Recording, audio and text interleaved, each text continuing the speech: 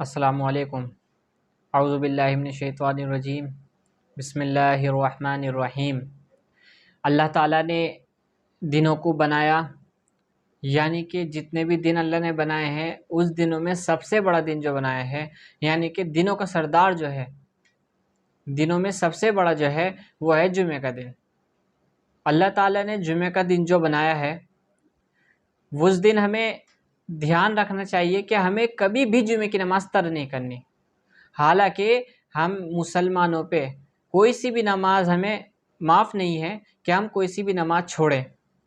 جمعے کی نماز جو ہے ہر مسلمان پر لازم ہے، واجب ہے، اور اس لیے ہم مسلمان کو جمعے کی نماز ہر حال میں ادا کرنی ہے۔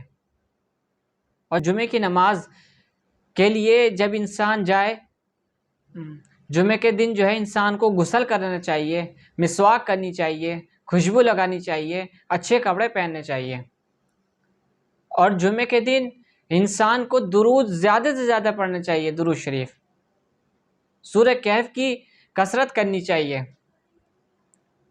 حضور پاک صلی اللہ علیہ وسلم ارشاد فرماتے ہیں کہ جمعے کے دن زیادہ سے زیادہ درود پاک پڑھنا چاہیے، اور اس دن میرے سامنے حاضر کیا جاتا ہے۔ تو اس لیے ہر حال میں ہمیں جمعے کے دن درود پاک کی کثرت کرنی ہے۔ اور جب انسان جمعے کے دن غسل کرے، خوشبو لگائے، مسواک کرے، اور اس کے بعد گھر سے نکل جائے جمعے کی نماز کے لیے، اور جب آپ جمعے کی نماز کے لیے جائے تو وہاں پہ اگر کوئی آدمی بیٹھے ہیں برابر میں، ان کے اوپر کو کود کے نہ جائے یا ان کے بیچ میں نہ بیٹھے جا کر، تاکہ گھچے پچ نہ ہو۔ اور جو ہمارے اوپر سنت ہے، نفل ہے، ہمیں اس کو ادا کرنے ہیں، اور شانتی سے خطبہ سننا ہے، اور خاموشی کے ساتھ خطبہ سننا ہے۔ اور آج ہمارا حال یہ ہے کہ ہم مسجد میں جاتے ہیں اور جا کر خطبے کے درمیان دنیا داری کی باتیں کرتے رہتے ہیں۔ اور آج ہم مسلمانوں کے حال یہ ہے کہ ہم جمعے کی نماز کو بھی ایسا نہیں سمجھتے کہ اتنی بڑی نماز ہے، ہم اس کو بھی چھوڑ دیتے ہیں۔ اور اللہ کے نبی صلی اللہ علیہ وسلم ارشاد فرماتے ہیں کہ جو شخص جمعے کی نماز کو ترک کر دیتا ہے تو اس کے لیے اللہ تعالیٰ اسے کیا سزا دیتا ہے؟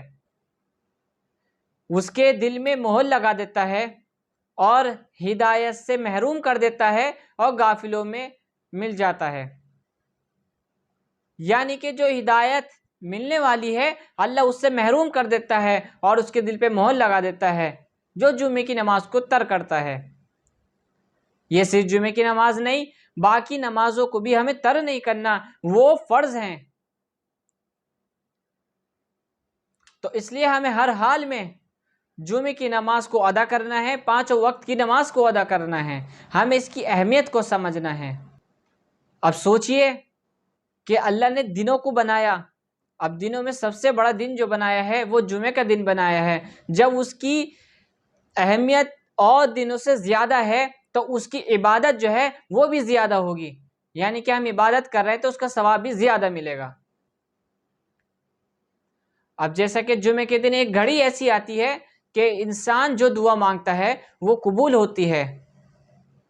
ایک جگہ یہ آتا ہے کہ وہ جو ٹائم آتا ہے دعائے قبولیت کا، وہ عصر سے مغرب کے بیچ کے درمیان ہوتا ہے۔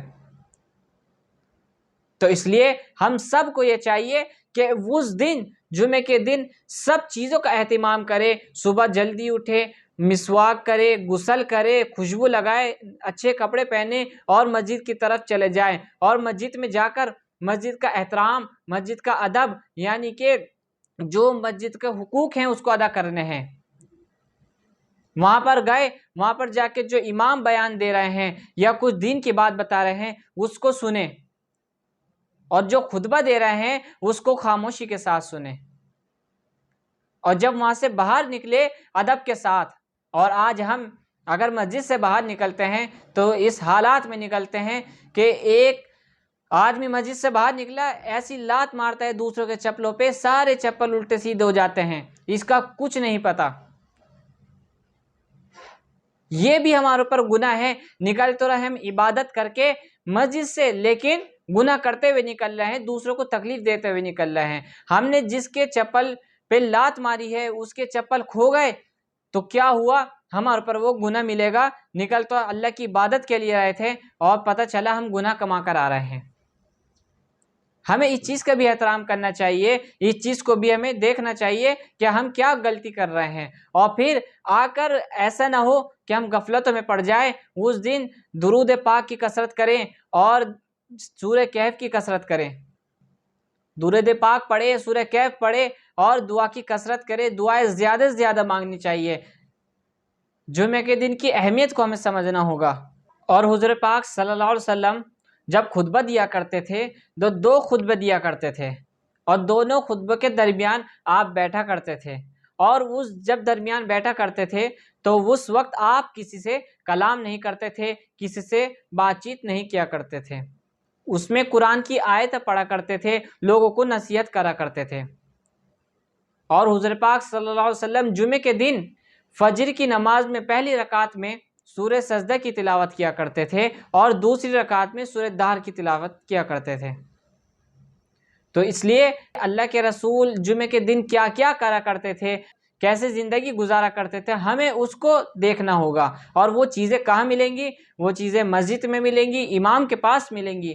تو اس لیے ہمیں جمعے کے دن کی سنتیں اور جمعے کے دن ہمیں کیا کرنا چاہیے، ان چیزوں کو ہمیں دیکھنا ہے، اور ہمیں ایسے ہی زندگی گزارنے کی کوشش کرنی چاہیے۔ اللہ تعالی ہم سب کو آسانی فرمائے ایسی زندگی گزارنے کے لیے۔